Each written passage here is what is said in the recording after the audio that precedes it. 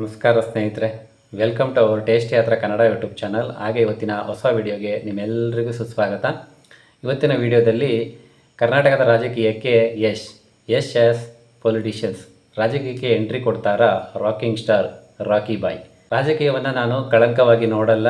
ಭವಿಷ್ಯದಲ್ಲಿ ಏನಾದರೂ ಅವಶ್ಯಕತೆ ಬಂದರೆ ಮುಂದಿನ ದಿನಗಳಲ್ಲಿ ಜನಗಳ ಸೇವೆ ಮಾಡುವಂಥ ಅವಕಾಶ ಸಿಕ್ಕಿದರೆ ಹೇಳೋಕ್ಕಾಗಲ್ಲ ಅಂತೇಳಿ ರಾಕಿಂಗ್ ಸ್ಟಾರ್ ಯಶ್ ಅವರು ಇಂಟರ್ನ್ಯಾಷನಲ್ ಚಾನಲ್ನ ಒಂದು ಇಂಟರ್ವ್ಯೂನಲ್ಲಿ ಈ ರೀತಿಯಾಗಿ ಒಂದು ಹೇಳಿಕೆಯನ್ನು ಕೊಟ್ಟಿದ್ದಾರೆ. ಈಗ ಈ ಒಂದು ಹೇಳಿಕೆ ಕರ್ನಾಟಕದಲ್ಲಿ ಒಂದು ದೊಡ್ಡ ಸಂಚಲನ ಮೂಡಿಸಿದೆ. ಈಗಾಗಲೇ ತಮಿಳುನಾಡಿನಲ್ಲಿ ಫಿಲಮ್ ಸ್ಟಾರ್ ವಿಜಯ್ ಅವರು CM ಆಗಿದ್ದಾರೆ. ಹಾಗೆ ಆಂಧ್ರದಲ್ಲಿ ಫಿಲಮ್ನ ಪವರ್ ಸ್ಟಾರ್ ಪವನ್ ಕಲ್ಯಾಣ್ ಅವರು DCM ಆಗಿದ್ದಾರೆ. ಈಗ ಅದೇ ಮಾದರಿಯಲ್ಲಿ ಕರ್ನಾಟಕದ ರಾಕಿಂಗ್ ಸ್ಟಾರ್ ಯಶ್ ಅವರು ಈ ಒಂದು ಹೇಳಿಕೆಯನ್ನು ಕೊಟ್ಟಿರೋದು ಒಂದು ದೊಡ್ಡ ಕ್ರೇಜಿ ಸೆನ್ಸೇಷನಲ್ನ ಕ್ರಿಯೇಟ್ ಮಾಡಿದೆ. ಈಗಾಗಲೇ ಟಾಕ್ಸಿಕ್ ರಾಮಾಯಣ ಸಿನಿಮಾಗಳ ಮೂಲಕ ಇಂಟರ್ನ್ಯಾಷನಲ್ ಲೆವೆಲ್ನಲ್ಲಿ ಸೌಂಡ್ ಮಾಡ್ತಿರೋ ರಾಕಿ ಬಾಯ್ ಯಶ್ ಮುಂದೆ ಪೊಲಿಟಿಕ್ಸ್ಗೆ ಬರುವಂಥ ಅವಕಾಶ ಸಿಕ್ಕರೆ ಯಾಕೆ ಬೇಡ ಅನ್ನಬೇಕು ಅಂತ ಒಂದು ಸುಳಿವನ್ನು ಕೊಟ್ಟಿದ್ದಾರೆ.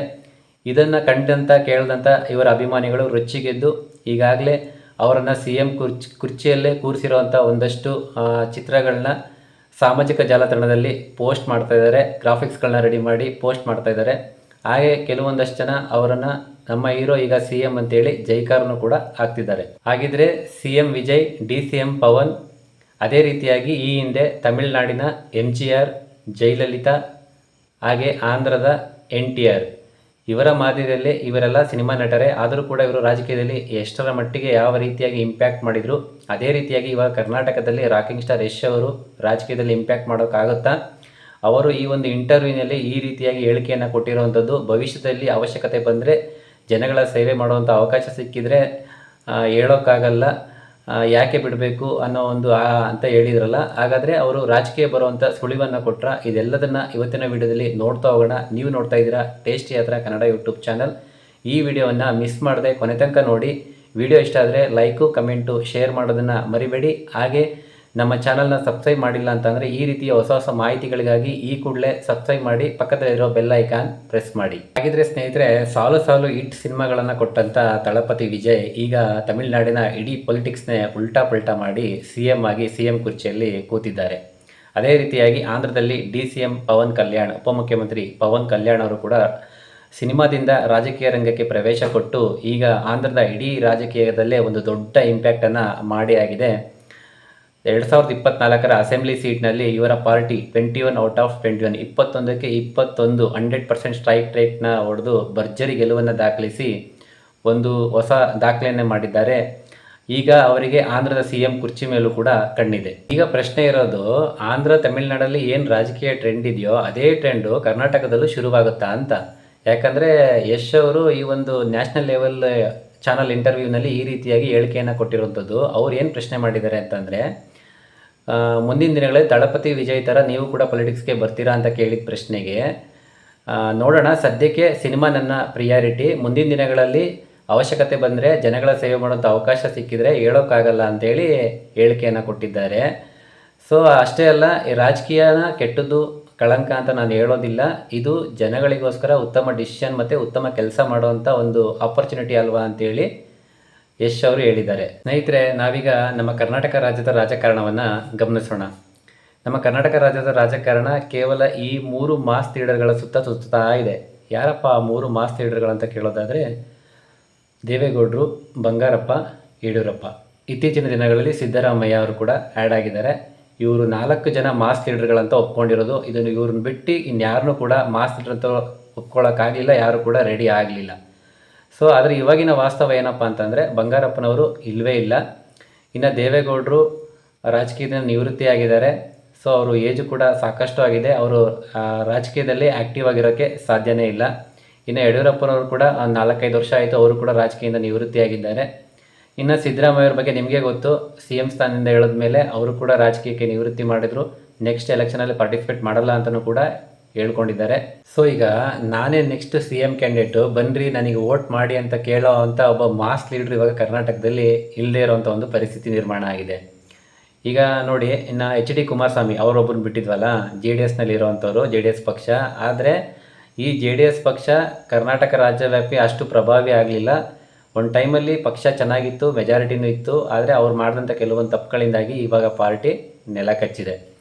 ಇನ್ನು ಈಗಿರೋಂಥ BJP ವಿಜಯೇಂದ್ರ, ಯಡಿಯೂರಪ್ಪ ಅವ್ರ ಮಗ ವಿಜಯೇಂದ್ರ ಅವ್ರ ಕೈಯಲ್ಲಿ BJP ಪಾರ್ಟಿಯನ್ನು ಕೊಟ್ಟಿದ್ದಾರೆ ಕರ್ನಾಟಕ ರಾಜ್ಯದಲ್ಲಿ. ಅವ್ರು ಏನು ಮಾಡ್ತಿದ್ದಾರೋ ಏನಾಗುತ್ತೋ ದೇವರಿಗೆ ಗೊತ್ತು. ಇನ್ನು ಸಿದ್ದರಾಮಯ್ಯ ಅವ್ರ ಮಗ ಡಾಕ್ಟರ್ ಯತೀಂದ್ರ ಅವರು ತನ್ನ ಮಗನ ಬೆಳೆಸ್ಬೇಕು ಅಂತೇಳಿ ಅವರು ಪ್ರಯತ್ನ ಪಡ್ತಾ ಇದ್ದಾರೆ. ಇನ್ನು ಬಂಗಾರಪ್ಪನ ಮಕ್ಕಳು ಅವರು ಕೂಡ ಅಂಥ ಪ್ರಭಾವಿಗಳಾಗಲಿಲ್ಲ. ಸೊ ಹೇಳಬೇಕು ಅಂತಂದರೆ ಮಕ್ಕಳುಗಳು ಯಾರು ಕೂಡ ಅಂಥ ಪ್ರಭಾವಿ ಮಾಸ್ ಲೀಡ್ರಾಗಿ ಹೊರಹೊಮ್ಮಲಿಲ್ಲ. ಇನ್ನು ಅವ್ರ ತಂದೆದಿರು ಇವರೇ ಒಂದು 4 ಜನ ಮಾಸ್ ಲೀಡ್ರಾಗಿ ಬಂದಿರೋವಂಥದ್ದು.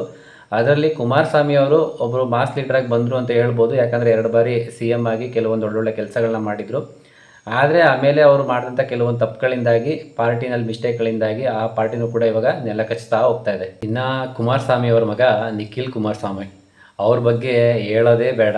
ಯಾಕಂದರೆ ಕುಮಾರಸ್ವಾಮಿ ಅವರು ಎಲ್ಲೆಲ್ಲಿ ಬೀಜ ಬಿತ್ತಾ ಇದ್ದಾರೋ ಅಲ್ಲೆಲ್ಲ ಆ ಬೀಜ ಮೊಳಕೆ ಹೊಡೆದು ಸಸಿಯಾಗಿ ಹೊರಗಡೆ ಬರ್ತಾನೆ ಇಲ್ಲ. ಯಾವುದಪ್ಪ ಆ ಬೀಜ ಅಂತಂದರೆ ನಿಖಿಲ್ ಕುಮಾರಸ್ವಾಮಿ ಅವರ ಪೊಲಿಟಿಕಲ್ ಕೆರಿಯರ್ ಬೀಜ. ಸ್ನೇಹಿತರೆ, ಅವರು ಹ್ಯಾಟ್ರಿಕ್ ಸೋಲನ್ನು ಕಂಡಿದ್ದಾರೆ. ಇದರಿಂದಾಗಿ ಕರ್ನಾಟಕದಲ್ಲಿ ಒಬ್ಬ ಮಾಸ್ ಲೀಡರ್ನ ಅವಶ್ಯಕತೆ ತುಂಬ ಇದೆ. ಆ ಒಂದು ಕೊರತೆ ಎದ್ದು ಕಾಣಿಸ್ತಾ ಇದೆ. ಸೊ ನೋಡಬೇಕು. ಇನ್ನು DK ಶಿವಕುಮಾರ್ ಅವ್ರನ್ನ ಬಿಟ್ಬಿಟ್ಟಿದ್ವಲ್ಲಪ್ಪ, ಈಗ ನಮ್ಮ ರಾಜ್ಯದ CM DK ಶಿವಕುಮಾರ್ ಅವರು.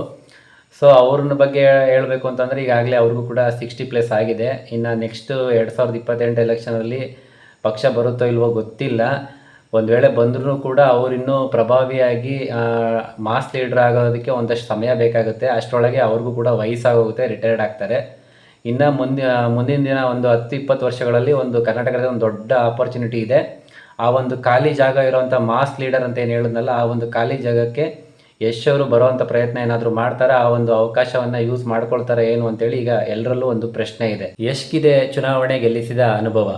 ಸ್ನೇಹಿತರೆ, ಯಶ್ ಅವರಿಗೆ ಕರ್ನಾಟಕ ರಾಜಕೀಯದ ನಾಡಿ ಮಿಡಿತ ಅಷ್ಟು ಡೀಪಾಗಿಲ್ಲ ಅಂದರೂ ಕೂಡ ಹತ್ತಿರದಿಂದ ನೋಡಿದರೆ ಆ ಒಂದು ಅನುಭವ ಅವರಿಗಿದೆ.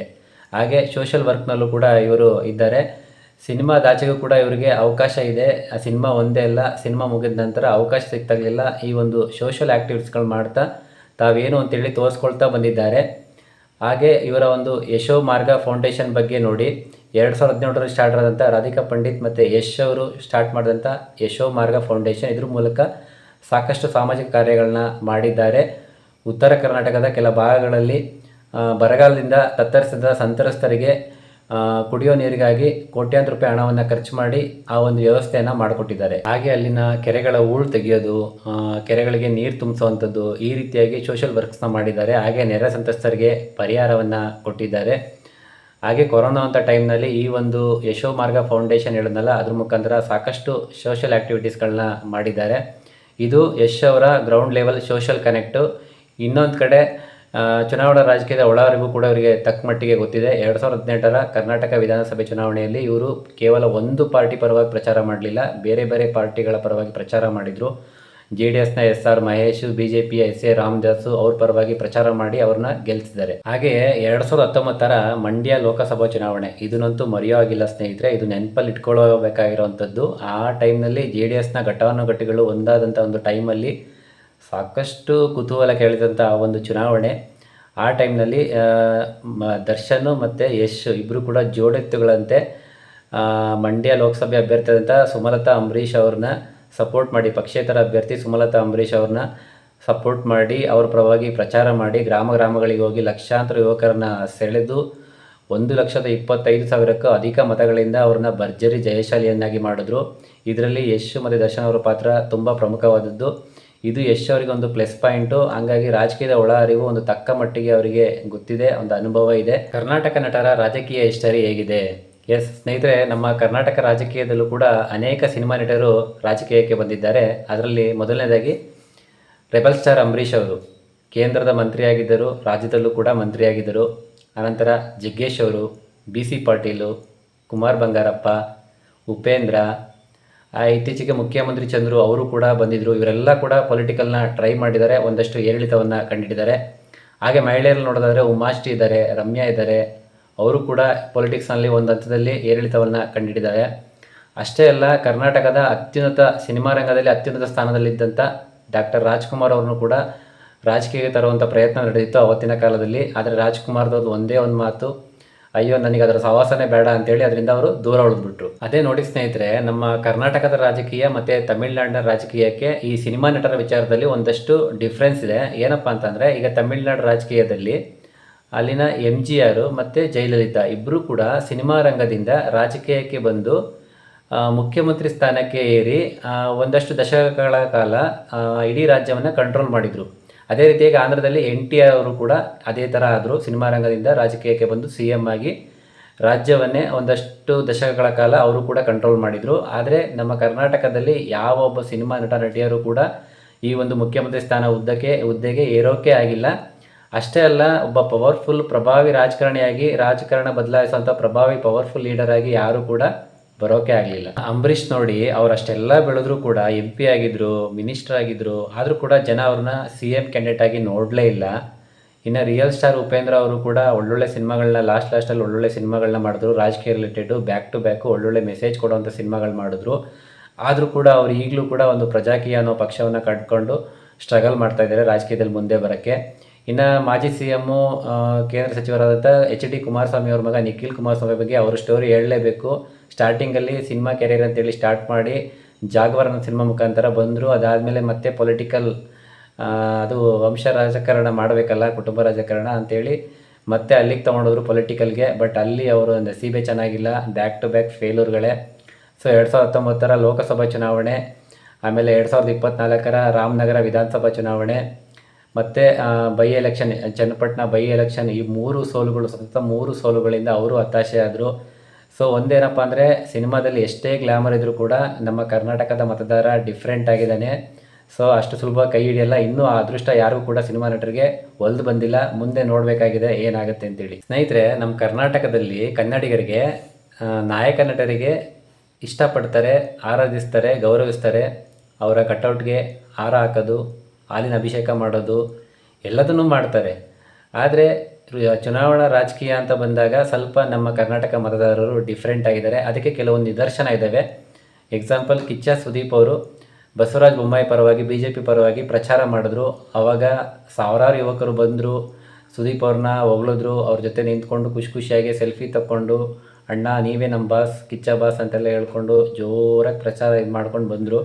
ಆದರೆ ಲಾಸ್ಟಲ್ಲಿ ಎಲೆಕ್ಷನಲ್ಲಿ ಟುಸ್ಪಟಾಕಿ BJP ಅವ್ರನ್ನ ಸೋಲಿಸ್ಬಿಟ್ರು. ಅದೇ ರೀತಿಯಾಗಿ ಇನ್ನು ನೆಕ್ಸ್ಟು ನಮ್ಮ ಗೀತಾ ಶಿವರಾಜ್ ಕುಮಾರ್ ಅವರ ಪತ್ನಿ ಗೀತಾ ಶಿವರಾಜ್ ಕುಮಾರ್, ಡಾಕ್ಟರ್ ರಾಜ್ಕುಮಾರ್ ಅವ್ರ ಸೊಸೆ.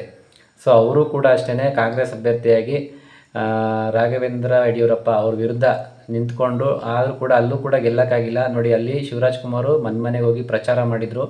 ಯಾಕೆ ಜನ ಗೆಲ್ಲಿಸ್ಬೋದಾಗಿತ್ತಲ್ಲ ರಾಜ್ಕುಮಾರ್ ಸೊಸೆ ಅಂತೇಳಿ, ಶಿವಣ್ಣ ಅವರ ಹೆಂಡತಿ ಅಂತೇಳಿ. ಆದರೆ ಅದಲ್ಲಾಗಲಿಲ್ಲ. ಸೊ ಇಲ್ಲೇ ಇಷ್ಟರಲ್ಲೇ ಅರ್ಥ ಮಾಡ್ಕೊಳ್ಳಿ, ನಮ್ಮ ಕರ್ನಾಟಕದ ಮತದಾರರು ಡಿಫ್ರೆಂಟ್ ಆಗಿದ್ದಾರೆ. ಸಿನಿಮಾದಲ್ಲಿ ಏನೋ ಹೆಸರು ಮಾಡಿದ್ದಾರೆ, ಒಳ್ಳೆ ನಾಯಕ ನಟರು ಅಂತೇಳಿ. ಆ ಒಂದು ಕಾರಣಕ್ಕೆ ಇವ್ರನ್ನ ಗೆಲ್ಲಿಸಿ ರಾಜಕೀಯ ನಾಯಕನನ್ನಾಗಿ ಮಾಡಲ್ಲ. ಇನ್ನು CM ಸ್ಥಾನಕ್ಕಂತೂ ಅದು ತುಂಬಾ ಕಷ್ಟ ಇದೆ. ಇನ್ನು ತಮಿಳುನಾಡಿನ CM ವಿಜಯ್ ಕೇವಲ ಪೊಲಿಟಿಕ್ಸ್ ಮಾತ್ರವಲ್ಲ, ತನ್ನ ಸಿನಿಮಾ ಕೆರಿಯರ್ನ ಉತ್ತುಂಗದ ಸ್ಥಾನದಲ್ಲಿದ್ದಾಗಲೇ ಸಿನಿಮಾದ ಸೂಪರ್ ಸ್ಟಾರ್ ಆದಂಥ ಒಂದು ಸಮಯದಲ್ಲೇ ವರ್ಷಕ್ಕಿಲ್ಲ ಅಂದ್ರೆ 150ರಿಂದ 300 ಕೋಟಿ ಸಂಪಾದನೆ ಆಗ್ತಿದ್ದಂಥ ಒಂದು ಟೈಮಲ್ಲೇ ಕೂಡ, ಅಂಥ ಒಂದು ಪೀಕ್ ಟೈಮಲ್ಲಿ ಅವರು ಸಿನಿಮಾವನ್ನು ತ್ಯಜಿಸಿ ತ್ಯಾಗ ಮಾಡಿಬಿಟ್ರು. ಇನ್ಮೇಲೆ ನನ್ನ ಜೀವನ ಪೂರ್ತಿ ಪೊಲಿಟಿಕ್ಸ್ ಮೇಲೆ ಅಂತ ಆ ಒಂದು ಕಮಿಟ್ಮೆಂಟ್ ನಿಜವಾಗ್ಲೂ ಅಪ್ರಿಷಿಯೇಟ್ ಮಾಡಲೇಬೇಕು. ಆ ಕಮಿಟ್ಮೆಂಟ್ ಪ್ರಕಾರನೇ ಅವರು ಒಂದು ಹೊಸ ಪಕ್ಷವನ್ನು ಕಟ್ಟಿ ಗೆದ್ದು CM ಕೂಡ ಆಗಿದ್ದಾರೆ. ಇನ್ನು ಯಶ್ ಅವರ ಸಿನಿಮಾ ಕೆರಿಯರ್ ನೋಡೋದಾದರೆ ಇವಾಗಿನ್ನೂ ಟೇಕ್ ಆಫ್ ಆಗ್ತಿದೆ. ಅವರು ಕೇವಲ ನಟ ಮಾತ್ರ ಅಲ್ಲ, KGF ಚಿತ್ರದ ಮೂಲಕ ಭಾರತೀಯ ಚಿತ್ರದ ದಿಕ್ಕನ್ನೇ ಬದಲಾಯಿಸಂಥ ನ್ಯಾಷನಲ್ ಲೆವೆಲ್ ಸ್ಟಾರು. ಅಷ್ಟು ದೊಡ್ಡ ಮಟ್ಟಿಗೆ ಬೆಳೆದಿದ್ದಾರೆ. ಇವಾಗ 850 ಕೋಟಿ ರೂಪಾಯಿಂದ ಟಾಕ್ಸಿಕ್ ಸಿನಿಮಾ ಬರ್ತಾಯಿದೆ. ಹಾಗೆ 4000 ಕೋಟಿ ರೂಪಾಯಿದ ಪ್ಲ್ಯಾನ್ ಇದೆ ರಾಮಾಯಣ 1, 2. ಸೊ ಇವೆಲ್ಲ ಇವಾಗ ಬರ್ತಾಯಿದೆ. ಇವಾಗ ಅವರ ಬ್ರ್ಯಾಂಡ್ ವ್ಯಾಲ್ಯೂ ಜಾಸ್ತಿ ಆಗ್ತಿದೆ. ಇಂಥ ಒಂದು ಟೈಮಲ್ಲೇ ಅವರು ಸಿನಿಮಾನ ಬಿಟ್ಟು ರಾಜಕೀಯಕ್ಕೆ ಎಂಟ್ರಿ ಆಗ್ತೀನಿ ಅಂತ ಹೇಳ್ತಿರೋವಂಥದ್ದು ಎಷ್ಟರ ಮಟ್ಟಿಗೆ ಸರಿ? ಸೊ ಅದು ಅಷ್ಟು ಸುಲಭ ಇಲ್ಲ. ರಾಜಕೀಯಕ್ಕೆ ಬರ್ತೀನಿ ಅಂತಂದರೆ ಕಂಪ್ಲೀಟಾಗಿ ಸಿನಿಮಾವನ್ನು ತ್ಯಜಿಸಬೇಕಾಗುತ್ತೆ ಮತ್ತು ಪೂರ್ತಿ ಕಮಿಟ್ಮೆಂಟ್ನ ರಾಜಕೀಯಕ್ಕೆ ಕೊಡಬೇಕಾಗುತ್ತೆ. CM ಒಂದು ರಾಜಕೀಯ ಜೀವನ ಅನ್ನೋದು, ಪೊಲಿಟಿಕಲ್ ಅನ್ನೋದು ಅಷ್ಟು ಸುಲಭ ಇರೋದಿಲ್ಲ ನಾವು ಅಂದ್ಕೊಂಡಂಗೆ. ಸೊ ಹಾಗೆ ಈಗ ನೋಡಿ, ರಾಜಕೀಯದಲ್ಲಿ CM ಅಂತ ಆದರೆ ಏನು ಅಮ್ಮಮ್ಮ ಅಂದರೆ 5 ವರ್ಷಕ್ಕೆ ಏನು ಸಂಪಾದನೆ ಆಗ್ಬೋದು? ನಾನು ಹೇಳ್ತಾ ಇರೋದು ಅವರ ಒಂದು ಅಫಿಷಿಯಲ್ ಸಂಬಳ, ಬೇರೆ ವ್ಯವಹಾರದ ಹೇಳ್ತಾ ಇಲ್ಲ, ಅರ್ಥ ಮಾಡ್ಕೊಳ್ಳಿ. ಅವರ ಒಂದು ಅಫಿಷಿಯಲ್ ಸಂಬಳ ಹೇಳ್ತಾ ಇದ್ದೀನಿ. 5 ವರ್ಷ ಏನು ದುಡಿತಾರಲ್ಲ CM ಆಗಿ, ಆ ದುಡ್ಡನ್ನು ಈ ಸಿನಿಮಾ ಸೂಪರ್ ಸ್ಟಾರ್ಗಳು ಕೇವಲ ಒಂದು 10-20 ಸೆಕೆಂಡ್ನ ಬ್ರ್ಯಾಂಡ್ ಆ್ಯಡ್ ಮಾಡಿದ್ರೆ ಸಾಕು, ಅದನ್ನು ದುಡ್ಕೊಂಬಿಡ್ತಾರೆ ಅವರು. ಸಾವಿರಾರು ಕೋಟಿ ರೂಪಾಯಿ ಅದರಲ್ಲಿ ಬಂದುಬಿಡುತ್ತೆ ಅವರಿಗೆ. ಸೊ ಹಾಗಾಗಿ ಯಶ್ ಅವ್ರಿಗೆ ಇವಾಗ 100 ಕೋಟಿ ಹಣ ಮಾಡ್ತಿದ್ದಾರೆ. ಮುಂದೆ 1000 ಕೋಟಿ ಮಾಡೋವಂಥ ಒಂದು ಆಪರ್ಚುನಿಟಿ ಇದೆ, ಅಷ್ಟು ಒಂದು ಡಿಮ್ಯಾಂಡ್ ಇದೆ. ಸೊ ಅವರು ಯೋಚನೆ ಮಾಡಿ ನಿರ್ಧಾರ ತೊಗೊಳ್ಬೇಕಾಗತ್ತೆ. ಏನು ಮಾಡ್ತಾರೆ ನೋಡಬೇಕು.